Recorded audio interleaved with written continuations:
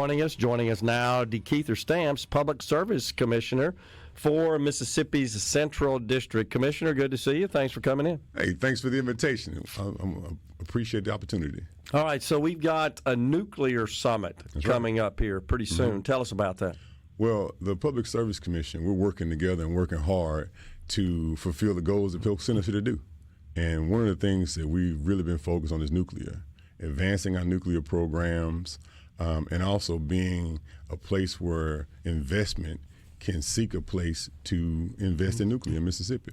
And so myself, Commissioner Carr, Commissioner Brown are working to do that. And one of the ways that we're pushing that down the road is the Nuclear Summit. I'm excited to have it tomorrow. We got a great agenda for the summit tomorrow. Industry professionals, industry leaders, and community folks who are focused on the nuclear industry in Mississippi. Okay.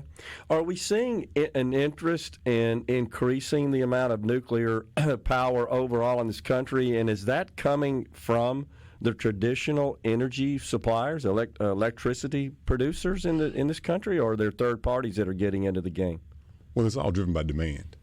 The demand is going to go through the roof. It's already going through the roof. And in order to meet that demand, nuclear is going to be a pivotal part in making yourself, your market affordable and to keep your services reliable. We're going to have to expand our nuclear because of the demand that we're seeing. What about regulations, Commissioner, at the federal level? Mm-hmm. How much does that get in the way? Oh, it definitely plays a role. There have been some things that have been cleared out over the past few years, but we got a lot of work to do and in this nuclear space. Yeah. At the federal level. What about state level regulations? Well, we're pretty much on board. You know, we've crossed all our T's and dotted our I's, so we got pretty good support at the state of Mississippi. Okay. And Mississippi's behind us, no matter what side of the political aisle you fall under, because Mississippians know that we won't fulfill our goals. We set some real audacious goals when we got here. We want to create $100 billion in economic development, and we want to create 100,000 jobs. Okay. In order to do that, we're going to need the most affordable and reliable power so business can locate. Businesses of the future are looking for the most affordable, reliable power in the most stable regulatory environment, and that's what we're trying to provide at the Public Service Commission. So, as you know, we've got the big AWS hyperscale data centers coming to central Mississippi here, and they are expected to consume a significant amount of electricity. And in fact, the latest data I saw from Entergy estimates that just those facilities will consume 1/3 of the total amount that they provide in their footprint in the state of Mississippi. But to accommodate that, they're making significant investments, some $2 billion worth of new generation and transmission infrastructure, right? Yes, sir. Well, I was supposed to be in Greenville this morning. We're going to be working towards a new production facility in Greenville. The groundbreaking's the first week of November. Okay. So those kinds of investments follow behind good utility partners like Entergy and AWS. Yeah. Well, and by the way, all the big data center operators, AWS, Microsoft, Google, Meta, they've all announced that they intend to make nuclear energy a crucial part of their future energy production. Most definitely. And the only way to do it, is it not? That's the only way to do it. And, it's my goal to at least have, 5 or 6 more operations similar to that, because we have 1.7 million acres of unused farmland in Mississippi. Unused? Unused. And so if we have corridors like I-55 and I-20 that's home to some of the fastest fiber lines in the world, I want to utilize them. And that falls dead center in my district. We do have an abundance of fiber. We are fortunate in that we sit at the crossroads of north and south and east and west runs of fiber, and they pretty much parallel 55 and 20. And that was a key factor in AWS making their decision to come to central Mississippi as well. That's right. So I agree with you. There's a lot more opportunity, but they're all power hungry, and it just feels like the only way to, in any reasonable period of time and at I guess a reasonable cost, nuclear has to be a part of that overall energy matrix. Right now, nuclear is about 16% of our mix. It's going to have to increase if we're going to compete in the region, because we're losing population. And the fastest way for us to push forward in a situation where we're losing population as a state is to create hyper users to stabilize our utility rates for the future. Okay, so that's a little different than what I think the average person thinks, that when you get a big project like an AWS coming to town, they're going to consume a lot of power that's going to drive rates up, potentially cause a shortage of or constraints on the electrical grid that could cause problems for consumers and businesses. But that's actually not the case, is it?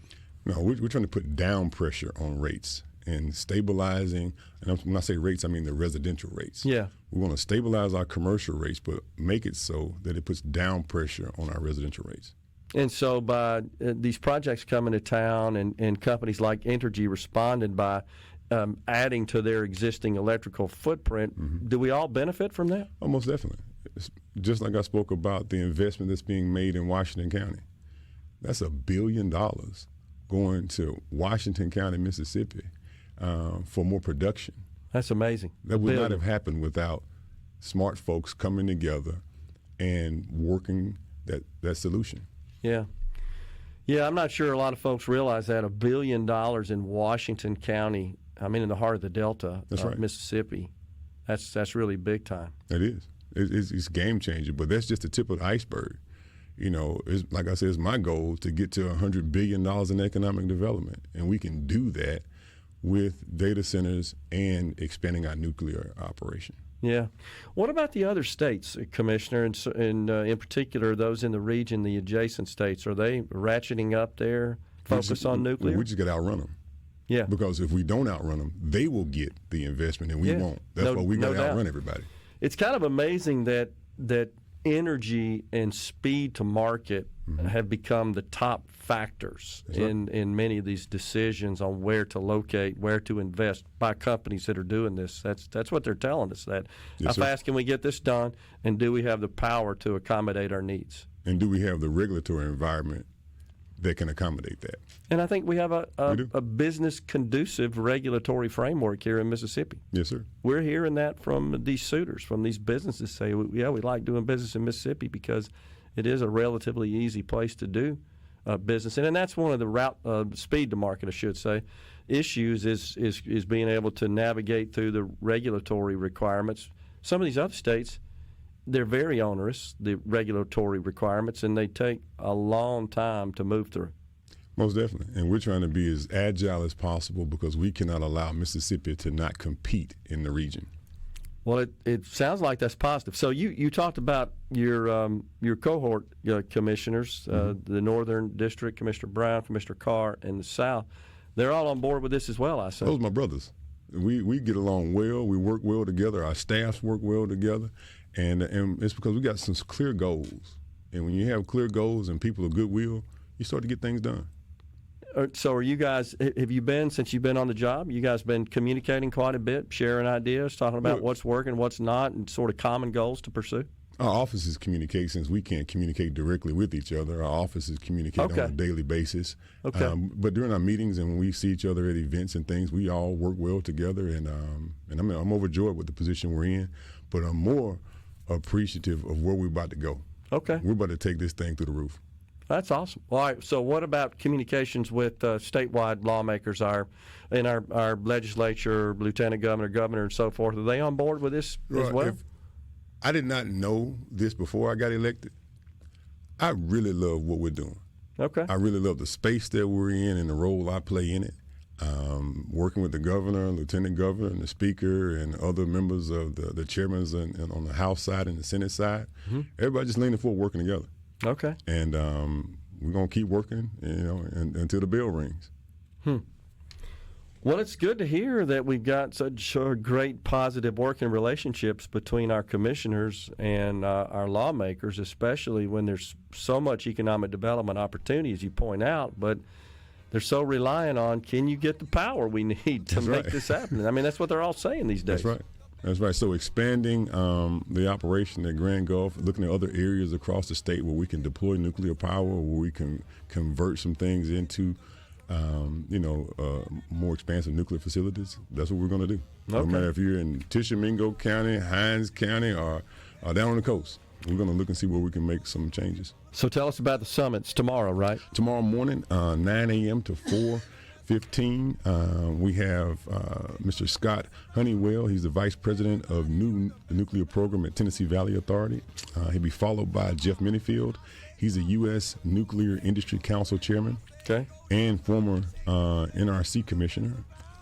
We got to go, but that sounds great. You have a great summit. We got a whole host of qualified folks. We look forward to talking to you after the summit to get a briefing on it. Appreciate it, Commissioner. Yes, sir. We're coming right back.